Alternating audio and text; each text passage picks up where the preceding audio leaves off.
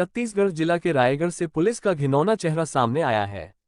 एक तरफ पुलिस के वरिष्ठ अधिकारी लोगों के साथ न्याय करने की बात करते हैं, सोशल पुलिसिंग की बात करते हैं, और दूसरी तरफ थाने में पीड़िता पर ही मुकदमा दर्ज कर उसे प्रताड़ित किया जाता है। यह कोई मनगढ़ंत कहानी नहीं, न ही हम टीआरपी बटोरना चाहते हैं। यह घटना है रायगढ़ के कोतवाली थाना की, जहां एक पीड़ित पर ही मुकदमा दर्ज कर उसे प्रताड़ित किया गया। एक कहावत है, भगवान के घर देर है अंधेर नहीं। आखिरकार इस पीड़िता को 2 वकीलों ने मिलकर न्यायालय में न्याय दिलाया। इन दोनों वकीलों ने जो कहा वह आप लोगों को जरूर सुननी चाहिए। रायगढ़ से हमारे पत्रकार साथी नितिन सिन्हा की विशेष कवरेज। आपने प्रार्थिया की तरफ से एक प्रकरण लड़ा है जी, को जमानत दिलाई है जी। आप ने इस मामले को लड़ा है, बताएंगे प्रार्थिया का कहना है कि आयोग से किसी प्रकार का कोई उनको सहयोग नहीं मिला, महिला आयोग से भी नहीं मिला, बाल कल्याण समिति से भी नहीं मिला, तो क्या आपने वहाँ पत्राचार नहीं किया था? अब उसमें बात ऐसी है कि जब ये 18 जनवरी को जब इनके खिलाफ एफआईआर होती है तो हमने 18 जनवरी को ही चीफ जस्टिस को भी लेटर लिखा, national commission for scheduled tribes वहाँ पे भी एप्लीकेशन लिखा। वो उसमें चल रहा है, इन्वेस्टिगेशन ऑनगोइंग है। बट उसमें मामला कैसा है कि ये सारी जो पत्राचार होते हैं ये घूम फिर के थाना आते हैं। तो जब जिस थाने में ही हमारे खिलाफ अपराध पंजीबद्ध है, अगर आप वहीं जाके आप उनसे सहयोग की उम्मीद करें तो वो नासमझी हो गया। आरोपी जो पहले प्रार्थिया थी, रेप की विक्टिम थी, वो आपके पास आई, आपने वो किस स्टेज पे आपके पास आई और आपने किस तरीके से उनकी सहायता की?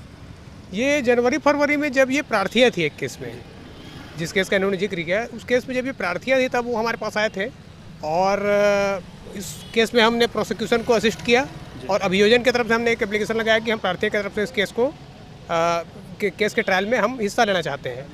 और तब से हम इनके साथ में हैं और इसी बीच में फिर बहुत सारे प्रपंच हुए और हम लोगों को पता चला कि प्रार्थिया के खिलाफ ही एक झूठा मामला बना दिया गया है और प्रार्थिया को इसमें एक्यूज बना दिया गया है।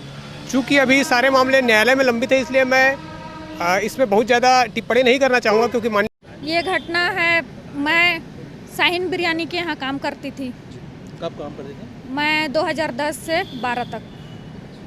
इसी बीच में मेरे साथ उन्होंने मेरे साथ ज़बरदस्ती रेप किया। उस समय आपकी उम्र क्या थी? मेरी उम्र 13 से 14 साल। नाबालिग थी आप? नाबालिग थी मैं। फिर कैसे हुआ? फिर वो लोग मतलब मेरे को ना पहले वो लोग मेरे को लेके गए, मेरे भाई से उनका पहचान था। आपके भाई की उम्र क्या होगी? मेरे भाई की उम्र अभी 31 वर्ष है। उस समय कितनी उम्र थी? उस समय मेरे को नहीं पता है सर कितनी उम्र थी। आपसे बड़े? हाँ। वो भी वहीं काम करते थे? हाँ, वो पहले काम करते थे। कैसे लोग हैं वो लोग? प्रभावशाली लोग हैं, पैसे वाले लोग हैं, किस तरीके के लोग हैं? वो लोग पैसे वाले लोग हैं। बताइए घटना फिर क्या हुआ अभी? फिर वो लोग मेरे को पढ़ेगी बोले, मेरे भाई के पास मैं अपने काम से गई थी। मैं उस समय 7वीं क्लास में पढ़ती थी। मैं अपने घर से मैं अपने भाई के पास काम से गई थी और वो दोनों बहन मेरे को देख लिए, यास्मीन मसीह और सहरा बानो, दोनों मेरे को देख लिए मेरे भाई से बात करते हुए। फिर वो लोग मेरे भाई को पता नहीं क्या क्या बोले, अविनाश पन्ना को। फिर वो लोग मेरे को बुलवा लिए अपने घर में बुलवाए। फिर उसके बाद 1 साल तक ठीक मतलब थोड़ा बहुत उनका अच्छा अपना व्यवहार दिखाने लगे मेरे को कि हाँ चलो पढ़वा देंगे करके।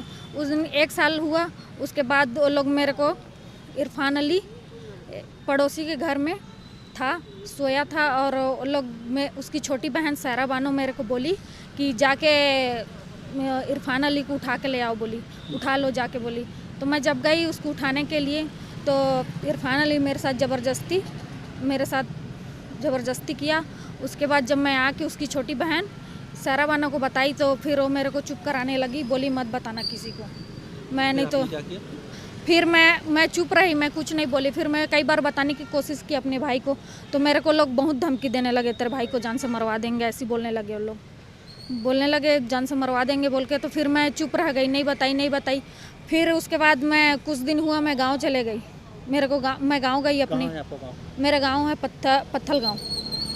हाँ, मैं रहने वाली मतलब हमारा गांव है लुड़ेक से पीछे मेरी बुआ का घर है पत्थल गांव के। माता पिताजी हैं? हाँ, माता पिताजी हैं। नहीं, मेरे माता पिताजी यहाँ है उर्दना डीपापारा में। हाँ। फिर जब आप घटना के बारे में आपको मालूम चला, फिर आप उसको शिकायत करती हैं? मैं अभी शिकायत तो मैं पिछले साल करी हूँ, 2022 में। हाँ। डेट याद है आपको? डेट मेरे को याद है, शायद 3 तारीख को करी हूँ मैं। आपकी शिकायत के बाद आपको दोबारा आरोपी बनाया गया उसी थाने में? हाँ, उसी थाने पे मेरे को आरोपी बनाया गया। कैसे बनाया गया?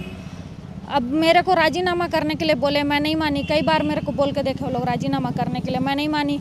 एक बार नहीं मानी तो फिर वो लोग शांत हो गए। फिर दोबारा 3-4 बार मेरे को चांस दिए वो लोग राजीनामा करने के लिए। बहुत दबाव बनाया वो लोग मेरे को कि राजीनामा करेगी करके।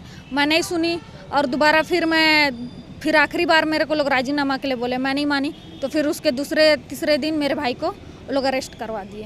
आपके भाई को जेल जाना पड़ा? हाँ, जेल जाना पड़ा। उसमें आपको सह आरोपी बनाया गया? हाँ, उसमें सह आरोपी बना दिए मेरे को। क्या मानती हैं आप, ये मामला आपके ऊपर झूठा बनाया गया था? पूरा झूठा बनाया गया है मेरे ऊपर। इस झूठा मामला बनाने में आपको कितनी पीड़ा से गुजरना पड़ा? क्या क्या बहुत ज़्यादा, बहुत तकलीफ उठानी पड़ी मेरे को। हर दिन ऐसे ही छुप छुप के भागना पड़ा मेरे को, छुप छुप के रहना पड़ा। मैं यहाँ वहाँ एक छोटे बच्चे को लेके मैं इधर उधर होने लग गई। आयोग से या बाल आयोग से, कोई महिला आयोग से, किसी प्रकार किसी से कुछ वो नहीं मिला, कुछ सहायता नहीं मिला मेरे, कुछ सहायता नहीं की? कुछ सहायता नहीं करी मेरी। अंत में आपको राहत कैसे मिला? राहत तो मेरे को ये वकील सर लोगों से मिला। क्या नाम है वकील साहब? एक का प्रदीप राठौर, दूसरे का रौनक। अभी आप क्या करेंगे भविष्य में, आगे कैसे करेंगे? अभी आपको जमानत मिल गई है और रिमांड स्टेज में आपको जमानत मिला है। जी तो सर। आप कैसे देखते हैं, आपको आगे न्याय मिलेगा? अब मेरे को न्याय तो मिल जाना चाहिए सर, और मैं चाहती हूँ कि मेरे को तो इंसाफ मिले उनके तरफ से भी।